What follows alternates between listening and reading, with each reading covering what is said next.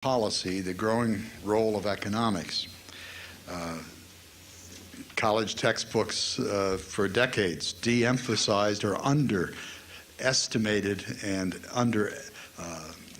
discussed the role of economics within foreign policy.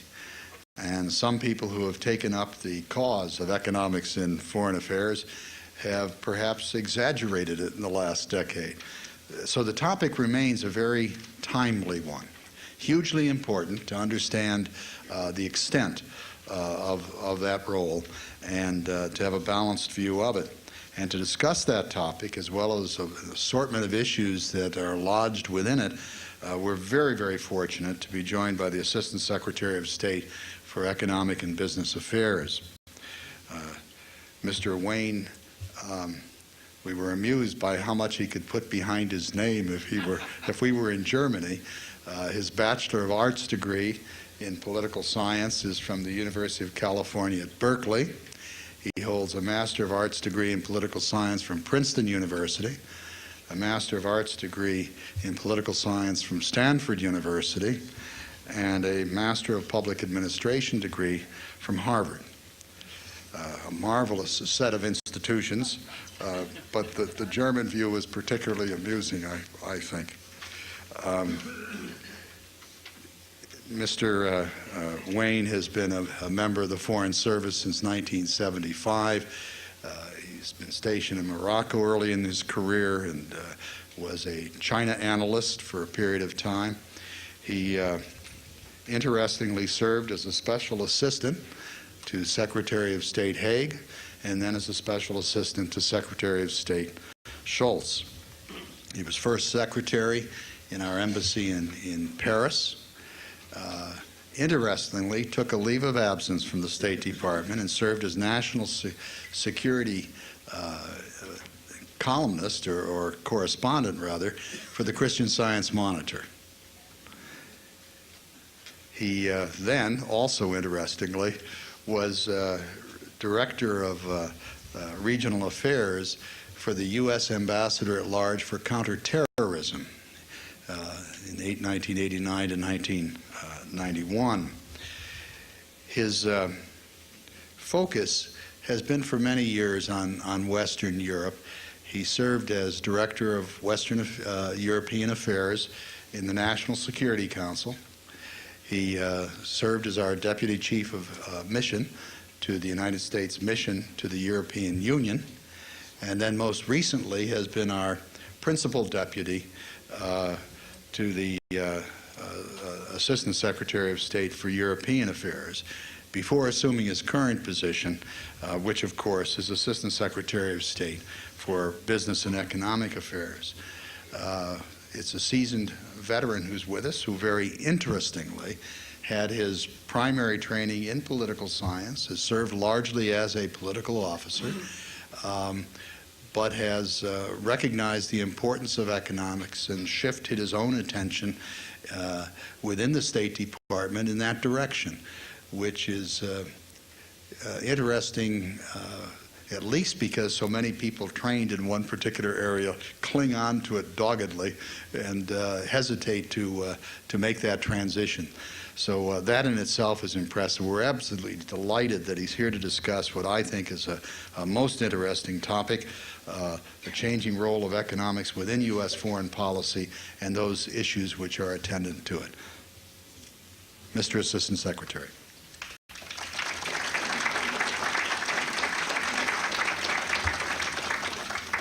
Well, thank you, Frank, for your kind introduction, and thank you to the Council and all the members of the Baltimore Council for the opportunity to be here with you this evening. I'll share a few thoughts with you, and then I look forward to hearing your thoughts, which I'm sure will be the most interesting part of the evening. But I want to start off with a personal note, and just to say this is a very exciting time to be working on America's foreign policy and to be working in foreign affairs. More than ever before, I think, in foreign affairs and economics are integrally tied to the lives of so many Americans. As Secretary Powell likes to say of the State Department, we're the first line of offense for achieving American interests overseas. And more than ever, I think all of you and your colleagues recognize how important that is. So for someone who's worked since 1975 in foreign affairs, it's a gratifying time to be working on it. It's a challenging time, of course, but it's important that we have, that you all are contributing to it, that this council, that the others like it around the country, are having the vitality and the lively discussion and the involvement, creating the involvement of not only you but the members of your community in the discussion of our foreign policy, so we can be better certain that what we're doing is reflecting your interests, your desires, your will. So thank you for being here tonight, and thank you for your continuing interest as reflected in your participation in the Baltimore Council in our foreign affairs. So I want to talk to you a little bit this evening about the role of economics in our foreign policy. I will say particularly a bit about what we do in the State Department and the Bureau of Economic and Business Affairs. But of course, we do that with many other parts of the U.S. government. One thing to note is our economic policy, of course, is not just centered in the State Department. We may be the nexus through which a lot of it takes place, but we work very closely with our colleagues at the Office of the Trade Representative, at the Commerce Department, at the Treasury Department, at the Agricultural Department. We've spent, just as an example, over the past several weeks, one of the big issues we're working on were American poultry sales to Russia. And that meant we got to learn a lot about American poultry sales, to bring together the Agricultural Department, the Trade Representative, and the State Department and our embassy in Moscow to try to resolve these issues, and happily we did find a way forward. But we find that we're working in coalitions and groups to defend, to promote America's economic interests overseas. So let me start a little bit by talking about the war on terrorism. You might say, well, why is the Assistant Secretary for Economic and Business Affairs going to talk to me, talk to all of you about the war on terrorism? Well, because we have, like many others, we're playing, it's an important part, and we're playing, I think, a constructive and important role in that. And the primary example is the effort to disrupt terrorist financing. This has been one of the lively parts of what we've been doing. As Frank noted, I worked earlier in our Office of Counterterrorism, and that was a period during Iraq's invasion of Kuwait. And we gave a lot of attention at that time to preventing Iraqi-inspired terrorism. So I have a background in this, but now, as we've started working on it, one of the important things we're trying to do is to disrupt the financial networks that made it possible, that make it easier to carry out such events as the horrendous attacks of September 11. And so while we're also trying to track down the terrorists, while we're trying to disrupt their operational networks, we're also now trying to disrupt their financial networks. We're trying to track down and identify those people who have supported them financially and have made it possible by fundraising and other things for them to maintain their terrorist network globally, as we know that they have in many different nations. So we've worked in this effort very closely with a whole range of agencies, and particularly with the Department of Treasury, but also with our law enforcement and our Treasury agencies.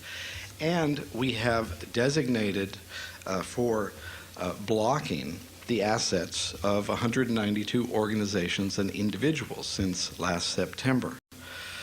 Just last week, we placed an additional organization, a Palestinian organization in this case, on the executive order which blocks any of their assets that comes up. But the blocking of the assets, which is a public part of this, it's very important, but it's only one part of what we're doing. What we're really working to do is to build a network, a cooperative network of nations around the world that will take similar steps, private and non-private, to disrupt these networks. So we have worked very hard to get at least 150 countries working with us, some to greater degree than other in this effort, but all of us working to take steps to prevent money from getting to terrorists. Now in this is just one measure, and it's maybe not even the most important. But in the United States, we've frozen about $34 million worth of assets in this effort, and other nations in the world have frozen about $70 million worth of assets. But I say it's not the only important thing, because often what's most important is disrupting the network, disrupting the ability to transfer money among accounts. And that is an important part of our contribution, of our effort to fight this war on terrorism. But now we're also working very hard in other aspects of this war. While the fighting was still vigorously going on in Afghanistan, we set out to prepare for the period after the fighting. What was going to be needed to start rebuilding Afghanistan? We had had a failed state there that had allowed the space for terrorists to find haven. After this fighting, we saw that, as we had done in Southeast Europe and as we had done long ago after World War II with the Marshall Plan in Western Europe, we needed to think ahead quickly to what came afterwards. So we began working with other nations of the world to start preparing for what we're trying to do right now, which is rebuild that economy, to meet the immediate humanitarian needs of the Afghan people, but also to start reconstructing the infrastructure, the schools, that are needed to recreate a viable government, a viable society in Afghanistan. In this process, the United States has pledged approximately $300 million just for this year that would go to reconstruction and relief efforts, and these are on everything from health and education and food and agriculture and water and sanitation, transportation, and many other sectors. And all told, for the world, we got several billion dollars in pledges to work with. And now we're working both on the ground in Afghanistan and still coordinating with these other governments to start spending this money effectively and to help Afghanistan come together. Now, and this is an ongoing process. It will take a while, but it's an important part of what we do that you might not have thought about as part of this war on terrorism. Now, of course, the United States has been very generous with Afghanistan even during this long period of time. You might not know that we gave approximately $1 billion in humanitarian aid to the Afghan people since 1979. That's more than any other single donor during that period. And that's, of course, been accompanied by many private donations, which I'm sure some of you have contributed to, but it's all a reflection of the kind of response that we traditionally have given, the outgoing nature that we have in helping people all around the world who face economic and other hardship. But let me now go a bit broader. As you all know, the foundation of an important foundation of our national security is a strong economy. And when we promote free trade, when we promote and foster global growth, we've seen that our economy grows and prospers at the same time. And we've also seen that countries which enjoy healthy and growing economies tend to be the stable ones. They tend to be the ones that are contributing to regional peace and world peace. And it's no surprise to many of you, I'm sure, that those same countries that enjoy a rules-based economic system and social system, are the ones that promote opportunity and jobs for their people and for the future. As Secretary Powell is fond of saying, money is a coward, and it won't go where it doesn't feel safe. That is, it shies away from places where contracts aren't enforced, where the rules aren't transparent, where it's not clear what's going to happen to you after you've made an agreement or put in an investment. And that's why we work with countries around the world that are trying to put that clear, transparent, well-founded system in place. And interestingly, Pakistan, which is next door to Afghanistan, even before all of this effort had begun with the war in Afghanistan, had already started to reform itself economically and had put in place under President Musharraf an extremely well-founded, broad macroeconomic system, recognizing some of the mistakes that had been made in the past. And that is why it was so much easier for us to recognize, when President Musharraf made clear that he and his government wanted to play an important role in the war on terrorism, to recognize that by finding ways to help Pakistan, providing debt relief for them, providing new assistance to them so that they could undertake social programs, so they could improve their trade capacity building, so they could further some of the economic reforms that they had put in place. Now, I mentioned trade, so let me talk a little bit about trade. Trade is something that really matters. I think you all know that. It matters here in Baltimore. It matters in the Maryland suburbs where I live, and it matters in the rest of this country. And I always like to give a couple of statistics because they still impress me every time I say them. And I'm sorry, but I still do get impressed by facts and figures every once in a while. If you look at U.S. exports of goods and services last year, 11% of our gross domestic product is reflected in that, exports of goods and services. The jobs of 1 in every 5 people who work in the manufacturing industry are tied to exports. 1 out of every 3 acres that produces farm goods is bound for export. 25% of the gross cash sales of our farmers and ranchers come from exports. In 2000, sales of high-tech goods abroad accounted for 29% of our exports. And then I got a couple figures also about Maryland, which I didn't know before I had the great opportunity of coming here to talk to you, even though I live in Maryland too. The Department of Commerce figures shows that Maryland exported $5 billion in merchandise in the year 2000, about half of that from the Baltimore metropolitan area, and it went to 198 different foreign locations. About $1.5 billion of that, or nearly a third, were in computers and electronic products. An interesting, of course, evolution that many of you know about in our economy over the past decade. Now, I don't have jobs figures that are as up to date as that, and I'd like to get some more, but in 1997, there were 60,000 Maryland jobs which depended on manufactured exports, and I'll bet that number has grown significantly in the intervening years. Now, because trade is so important, that we in the State Department and in the Economic and Business Affairs Bureau put a lot of effort, a lot of time into negotiating the best trade agreements that we can. Trade agreements that open markets, that reduce and eliminate trade barriers, that create a level playing field for American exporters and for American companies that decide to invest abroad. Our policy is a coordinated policy that looks to deal with our trading partners bilaterally, regionally, and multilaterally.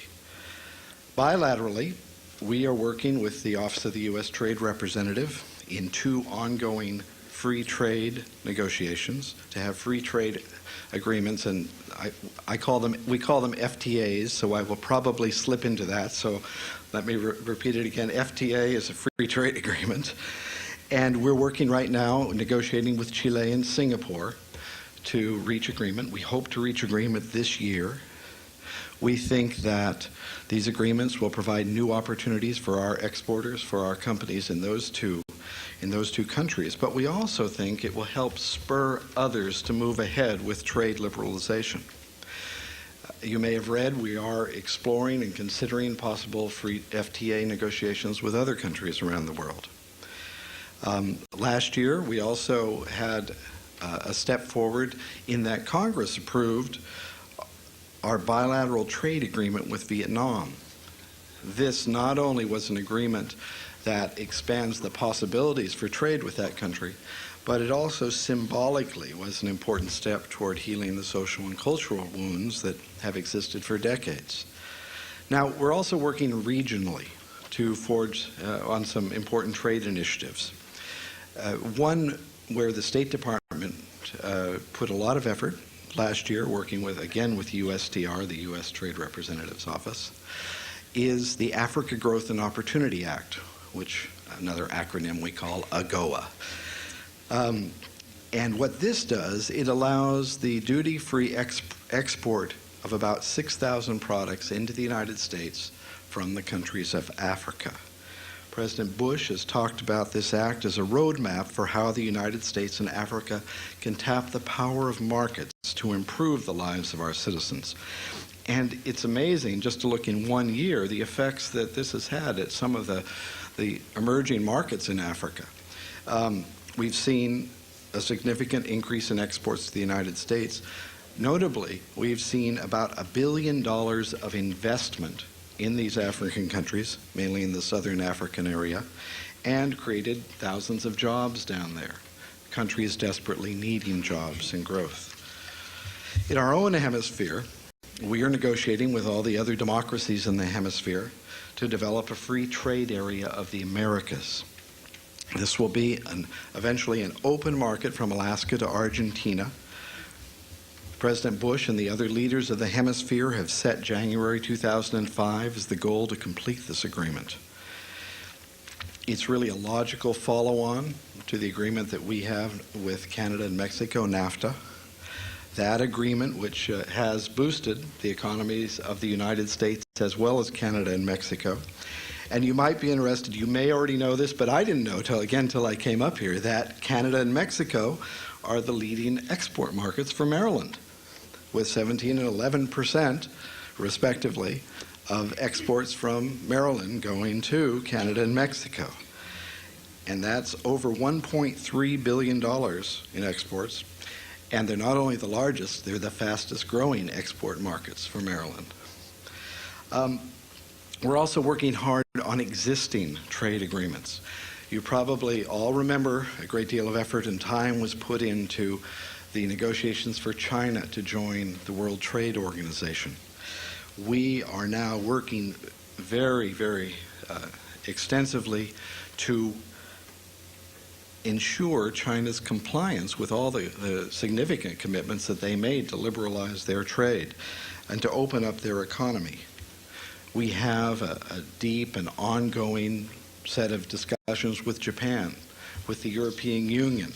We're working with Russia to bring them to the position where they can join the World Trade Organization. And as many of you probably know, to join the World Trade Organization, you often have to undertake some very significant reforms in your own economy to get up to the level of responsibility and commitment to make that possible. Globally, we also had a major step forward last year, and you may remember this. There was a negotiation in Doha in the Middle East where we agreed to move forward with a new multilateral trading round, which we've decided to call the Doha Development Round. And all of the 140 plus members of the WTO are now hard at work trying to take that initial agreement to launch a new trade round and turn it into reality, looking at such areas as opening up agricultural markets, as promoting the capacity of developing countries to actually participate effectively in the international trading system. As President Bush pointed out recently, by one estimate, a new global trade pact could lift 300 million lives out of poverty. When trade advances, there's no question but that poverty retreats. Now, in the WTO, we've also set January 2005 as the target date for concluding that round of negotiations, that Doha round of negotiations. And I think it's fair to say that in bringing the 144 countries together, that this can really be chalked up as a success for American diplomacy, that we were often the ones forging the compromise, bringing the people together that could allow countries at each end of the development spectrum with many different interests to come to an agreement on a forward-looking agenda. Now, trade matters. It matters to create jobs for you and your neighbors. It also matters in another sense. It matters in the sense of, that I've indicated before, of bringing other countries up to a level beyond poverty. According to the World Bank and the International Monetary Fund, trade is the single most important channel affecting growth for developing countries. The World Bank estimates that increasing poor countries' access to world export markets could generate an additional $1.5 trillion in income over 10 years and raise their annual domestic product growth rates by 0.5 percentage points. It's because trade is so important that President Bush is right now seeking congressional approval of Trade Promotion Authority, or as another acronym, TPA. We have a lot of acronyms in the economic area. But President Bush has put this right at the top of his economic legislative agenda. Now, TPA, which passed the House of Representatives several months ago, is now awaiting action in the Senate. And it would require Congress to vote up or down on important trade legislation without tying it up in debates over amendments.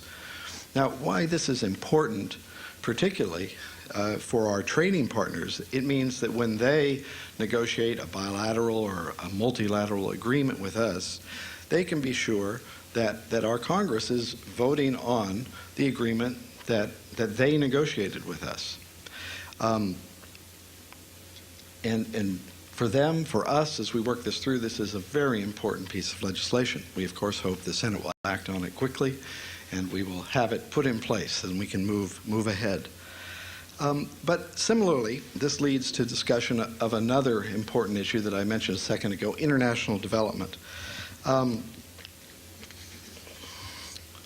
international, in many ways, it's interesting to think about having, if you think about the international coalition that we've put together to fight terrorism, that an important complement to that is an international coalition to fight for economic growth.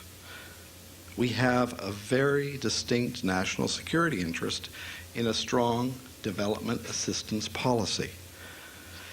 President Bush put it this way: poverty doesn't cause terrorism. Being poor doesn't make you a murderer. Yet, persistent poverty and oppression can lead to hopelessness and despair. And when governments fail to meet the most basic needs of their people, these failed states can become havens for terror. It's time, as the President noted, to close that divide between wealth and poverty, between opportunity and misery, and it's time for governments to start making the right choices for their own people. This is starting to happen. And the United Nations held a conference for development in Monterrey, Mexico 2 weeks ago. President Bush was there and other world leaders were there. And they approved a document which recognizes, for the first time, I think, in one place at such a high level, that trade, investment, good governance, i.e. the way people govern their countries, are extremely important if poor countries are going to rise up and no longer be poor. And a quick look at the numbers will help explain that.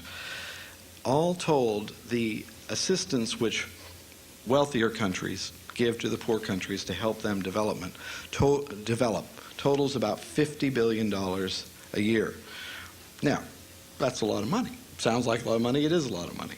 But let's just look in a minute at some of the other sums that are out there. Foreign investment flows to developing countries from developed countries total almost $200 billion a year, 4 times the amount. Export earnings of developing countries approach $2 trillion a year.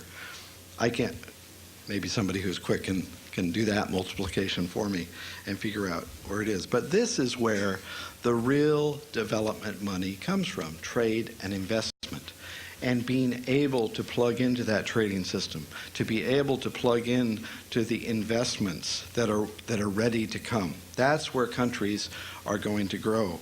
And consider this, remittances, that's the money that workers in the United States send back, and this is only the United States, send back to their home countries, developing countries, run about $30 billion a year.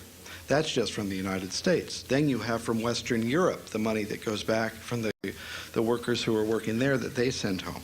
These are important sums of money. Now, this isn't to say that direct assistance doesn't have a role. It does have a role. In fact, it has a very important role. But that role is often to help these countries be able to take advantage of the private sector money that's out there, to take advantage of the innate entrepreneurship of their people, to keep the money at home. One of the facts I didn't have in here, but I note is, just to think about, is capital flight out of developing countries. In many developing countries, when people make money, they send it out of that country and keep it in a bank overseas very quickly. Or in at a different level in developing countries, people, when they get some money, they go out and they buy a couple bricks for their house. And they put those bricks there, and then they buy a few more bricks, and eventually they build a house of their own. Because they don't have a way, as we all do, to put money in a bank account, in a savings account, and to have it earn money and use that capital. In any case, we recognize the importance of development assistance in helping people build this capacity to grow. President Bush, just before he went to the Monterey Conference, announced his intention to seek from Congress an additional $5 billion per year over the current projected levels in our direct assistance to the poorest countries by fiscal year 2006. That's in 3 years. And the idea was that he will ask Congress for approval to build up to that amount over the next 2 budget years coming up ahead. Now, but it's an interesting proposal, and I want you to listen to this, please, that developing countries would be eligible for this, and this is the way the President put it. They would be the countries that govern justly, that invest in their people, and that encourage economic freedom. He's asked Secretary of State Powell and Secretary of State Treasury to come up with clear and concise objective criteria to see that these funds are going to be used effectively. And the intent here is simple. Our responsibility as donors, is linked to developing nations' responsibility for embracing policies of good governance, of investment in human capital, and of creating an enabling environment for economic growth. This is a results-oriented approach. And President Bush has made clear that we will not provide assistance to countries that don't accept the challenge to enact sound policies, to build sound institutions, and to take advantage of the entrepreneurial spirit in their own societies. Now, one other concrete outcome from Monterey, an important outcome from Monterey, and an interesting one, is that the U.S. and China agreed that they were going to jointly sponsor a conference, an international conference on foreign direct investment and development next December. One that would follow up on all the themes of Monterey. But just think of what an interesting partnership that is. China and the United States looking at ways, at the important factors that go into having an enabling environment where foreign investment will feel it will come in, will flower, will grow, will bring benefit to both the receiving country and the country providing the investment. In many ways, we're at a turning point, I think, in how we look at development. This turning point started at the Doha trade negotiation last year, when for the first time we really brought actively in all of the developing countries in that negotiation. Now, this is a relatively new development. Decades ago, the trade negotiations were ones among the wealthier countries, and the developing countries that were there were sort of there, but they weren't intimate players. Well, in this new round, the developing countries are intimately involved in the discussion, in the negotiation, and in what's going on. And what this new round will entail are not just negotiations between the wealthy countries and the poor countries about access to the wealthy countries' markets. That's part of it. But it's also going to be about access between the developing countries in their markets. And there's going to be a tremendous amount of growth that will take place that way as well, if we get this right in this Doha negotiation.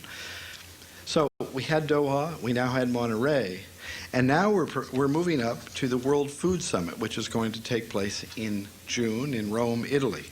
And there we're going to be working to come up with programs to raise agricultural productivity and reduce poverty. These are programs that will help feed the some 800 million people in the world who remain poorly nourished. We're going to be looking at a range of important issues. For example, how do you have the right to your property in a number of rural areas in developing countries? A very serious question, something farmers here might not think about in the United States, because we've developed over 100, 150 years a whole set of rules. Well, these rules and effective rules don't exist in many countries. So we're going to be looking at ways to define property rights. We're looking for conditions that can lead to improvements in infrastructure, in electricity, in communications, in rural areas. We're going to see how we can better bring science and new technology, and particularly the benefits of agricultural biotechnology, to help increase productivity. One fact that I've been told recently is that agricultural productivity in Africa has remained essentially flat in recent years. There has been no increase. Now, people are still increasing, but agricultural productivity has not been increasing. So we're going to look at that seriously. And then a few weeks after the World Food Summit, we have the G8 Summit, which is going to take place in Canada this year. And we're going to, as is traditional in that, look at global economic growth, which of course is key if we're going to get the whole world going. But at the same time, we're also going to have the G8 countries looking at an action plan for Africa, looking at agricultural productivity, at how to build their capacity. And then in August and September, we're going to further this results-oriented vision at the World Summit for Sustainable Development, which is going to take place in Johannesburg, South Africa. And there we're going to try to develop partnerships among nations that balance the importance of economic growth and social growth with solid environmental stewardship. So this evening I've talked a little bit about the role of economics in our overall foreign policy. I think I've talked a little bit about how it contributes to security and stability around the world. But I want to add to this something that's very important, and I know a number of you are in the private sector and have had your careers in the private sector. The important contributions that U.S. companies play in this whole process, and U.S. company investments abroad, and how these companies fit into this larger international picture. It's the private sector, of course, that provides the capital that fuels economic development, that helps create the conditions to improve the quality of life. And in many, many instances, American companies have become models of good governance for foreign companies that want to succeed in their own markets, but also that want to succeed internationally. The first responsibility, of course, of any corporate executive is to his or her shareholder. But American companies have come to recognize that they have to do much more than just simply sell a product. They have to become part of the community as well when they're invested overseas, when they're working overseas. And U.S. firms have that kind of commitment. They've demonstrated that kind of commitment. And in recognition of that, the Secretary of State gives an annual award to those countries that have demonstrated good corporate leadership, that have showed important involvement in their local communities. And just an example, the example from the last year, the past year's awards went to Ford Motor Company in South Africa that had developed an extremely innovative policy on HIV/AIDS. They recognized that a number of their workers were becoming infected.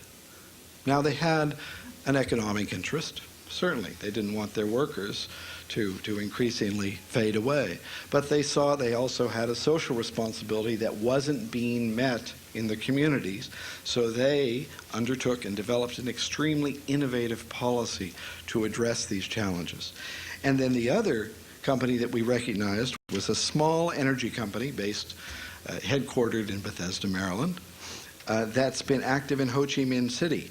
And they've been bringing low-cost solar electricity to the countryside in Vietnam, promoting small business and at the same time providing electricity for public services, for schools, for hospitals, for other things. The Secretary of State, when he meets new ambassadors going out overseas, makes it a point to make clear that one of the very important functions of ambassadors is to support and work with American business overseas, to make sure that they're judged fairly when they're competing for a sale or an investment, and to make sure that if there are problems, that we're there ready to help them do that. In that connection, and in connection to what we talked about earlier, I want to say a little bit about corruption and bribery. We recognize that one of the very important projects that we need to work on around the world, both in defense of American companies, but also in the defense of good governance and getting things right for countries to lift themselves up, is to take on the scourge of corruption and bribery. And we realize there are two parts to that. There's the person that offers the honeypot, and there's the person that takes the honeypot. Well, in the OECD, which is an organization of the wealthiest countries of the world, we negotiated an anti-bribery convention that for the first time committed countries and governments to make it illegal to bribe public officials in other countries. You'd be surprised, but in a number of countries in Europe, you could get a tax deduction up until a couple of years ago for the bribes that you'd paid overseas as a company. Well, now you can't do that. And similarly, we've been working in this hemisphere, for example, in the Organization of American States, to have a new Inter-American Convention against corruption. And we're looking other places to really work on this and make this happen. So again, it's an instance of where it's in our commercial interest to do this, it's in our economic interest to work on this, but it's also in our broader foreign policy interest if we're going to have countries around the world that are stable, that are growing, that are prosperous. Now, I know I've talked for too long. I realize that. I'm going to let you all have a moment to talk in a second here, but let me just put my message in a nutshell. Today, perhaps more than any other time in history, economics is inextricably a part of our foreign policy. Trade and investment directly affect our economic well-being, and they have a direct impact on our national security. Now, I've given you a number of ways that we work on this in the State Department. Let me quickly just mention a couple of others. In the civil aviation area, we've been busily working for a number of years and continue to work to negotiate open skies agreements with other countries. These agreements make it possible for you to fly less expensively, more safely, and with more frequencies to other countries. That's good for your personal travel. It's good for business overseas also, and for air shipment and air transport. We've worked to broaden agreements on the internet and to facilitate international telecommunications. One of the neat things we did in the first year I came into this administration was we negotiated an agreement with Mexico on frequencies which make it possible now, if you so choose, to subscribe to those satellite radio stations. So if you drive across the country, you can listen to 100 different radio stations anywhere you go in the country. That was made possible by negotiating agreements with our neighbors on frequencies so that you could have that service. We work on diplomacy to help ensure a reliable energy supply for America. we work to help protect intellectual property for America, and this could be something we talk about. But one of the greatest losses for American business overseas are counterfeit, stolen intellectual property in other countries. So we work very hard to try to get other countries to respect and abide by respect for intellectual property. Well, in any case, I look forward now to hearing your comments, to hearing your questions, and seeing if I can give you some good answers. But thank you very much for being such a patient crowd. Thank you. Well, we thank you for your picture, which is really quite comprehensive and coherent as an answer to the question of the role of economics in American foreign policy. Thank you. Yes, sir. Are we hypocritical in our steel policy today? Well, I've heard many of the same criticisms, of course. In the case of steel, we followed a very deliberate policy before we took any action. We had a number of complaints from our steel industry saying that they were suffering great damage and needed protection to regroup and to face that international competition. There is provision under the international trade agreements that we've reached for what's called a safeguard action. This is for protecting a sector that's suffering great injury. The President asked the International Trade Commission to do a study of this and to give him a recommendation. This is an independent body that's set up in the U.S. government to do such things. That study went forward, came back with recommendations to impose even higher tariffs than we eventually imposed in a number of areas to provide a temporary relief for the steel industry. We had in this process an extremely vigorous public debate, and I can say private debate, about how to handle this. The President looked at all the information he'd been given at the results of the ITC's study and took this decision to provide a temporary safeguard protection for our industry. Again, within the context of the agreed international trade rules. And I think also in a recognition that as we are in a globalized economy now, there will be times when certain parts of the economy will have to rely on this provision. That's why it was put in the international agreements that we agreed at the WTO. Now, I realize that the Europeans aren't happy with this. They've expressed their displeasure to us. We're talking to them, and they're complaining in the WTO also, which is completely their right to do. But we think, I would very much argue, that in the consistency of being for freer in trade, this is a temporary measure, that our overall policy is definitely to move to freer trade. I think the question is, would you comment on economic aid and other measures, a kind of grand Marshall Plan, as one path to helping resolve the Palestinian question? I think that I would say that economics will be an important part of the solution. Not the only part, but will be an important part of the solution. And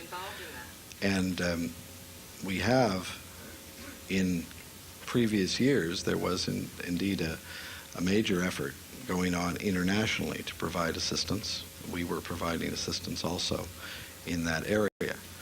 Right now, as you know, there are intense diplomatic efforts going on to try and deal with the situation as it exists.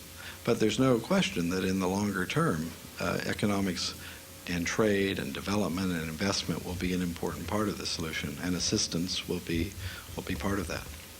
How worried should we be about the trade deficit? Well, I would always say that I'm always a bit concerned about it. On the other hand, we are prospering, and we have prospered in a situation of having a trade deficit. I think it is important that we keep looking very vigorously and developing new opportunities for export, for investment. But I think that in the situation that we're existing in, we have we have shown that we can continue to grow and prosper in this situation. Now, that doesn't mean we forget about the trade deficit at all. And we need to keep working to expand markets overseas and to keep having our creativity and our inventiveness and our good products exported. But I don't see it, I guess I would say I see it right now as an important factor to keep an eye on. But I wouldn't tell you to be overly worried at the moment. The question is, what is being done by the World Trade Organization, I presume, to address the legitimate objections to free trade, expanded trade, and globalization? One of the important lessons that we all learned, I think, out of the Seattle experience particularly, where there was a WTO conference held and many people came to protest against the WTO, was that there had to be a more vigorous dialogue with people other than, with people from society more broadly, and not just among trade negotiators. I was at Seattle when this took place, and what struck me, and I did talk with a number of the people who were there demonstrating, was that in many ways they didn't understand fully what the WTO did, but it had become a symbol for them of things that they were very much worried about in what we've come to call globalization. A loss of control over things that are happening in your own community, decisions being made internationally that might take jobs away, that might take your own job away. So one of the things that I think we all learned about that is that we had to have a more vigorous dialogue with whether they be environmental groups or consumer groups or labor unions. So the WTO, for its part, has undertaken now to have a regular forum of opportunity to talk with these non-governmental organizations about their concerns. We in the WTO have pressed to have an agenda that will make that organization much more transparent, so you know what they're doing in there. So you have an opportunity to, if you're an interested group and you're not a government, to make comment on the kind of processes and decisions that are being made, or the kind of trade disputes that are being argued about. We in the U.S. government have expanded our dialogue with the same kind of non-governmental groups I was talking about before. In the State Department, we had already, I'm happy to say, before Seattle happened, started this kind of dialogue in the transatlantic context, where we had brought together consumer groups from both Europe and the United States and met with officials from both sides of the Atlantic and started talking about these issues. And we've done the same thing with environmental groups and also with labor unions. And so I think in the U.S. government, it's clear that we found new ways to do that kind of reaching out. Now, it hasn't addressed everybody's worries and concerns, but at least now I think we've realized we have to have these channels of dialogue. With respect to the aid given to cooperating countries in the war on terrorism, is that aid being given according to some plan, including controls and perhaps the rider that they have to buy in the United States?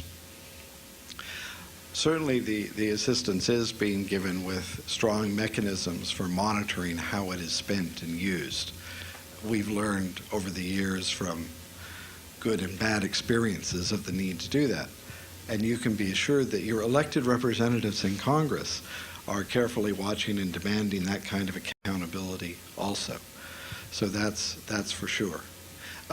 As far as American companies and assistance, American companies do regularly bid on the projects that are given to them. We also, though, very honestly, at times procure locally because it depends what you're buying and what the services are, because sometimes that doubles the input if you're employing people locally with your money to do the kind of things. But American companies do provide many of the services which we pay for overseas in our systems. Would you comment on how your FTAs affect our laws and our trade requirements? our economic requirements at home. Well, certainly we recognize the concern that our environmental and labor laws and regulations need to be respected and need not to be undermined as we establish this network of economic ties with other countries. And similarly, we recognize that there's an opportunity in this kind of engagement to help lift other countries to higher levels of environmental protection, of respect for international labor rights. I think in the NAFTA context, we have worked very hard initially to put a set of institutions, rules, discussions in place. We have worked to improve those as we've lived through the experience of practicing that. And as we go out and we are negotiating new FTAs, we're working very hard to assure that indeed our environmental and labor laws would not be negatively affected by this, but rather that there would be opportunities, in fact, to raise the standards and make sure that we have uniformity, we have a higher level where there does need to be a higher level. Now, that isn't the case, of course, in everybody that we trade with. Some people have very high environmental standards, high labor standards, and that's all well and good. But you're right that this is an important and delicate area for the negotiations. The specific example given is that labor requirements within a country such as Mexico may not meet our standards. Inspections may not meet our standards. And the concern is that when that occurs, it undercuts our efforts at home to maintain that type of standard and puts us at an economic disadvantage, I suppose.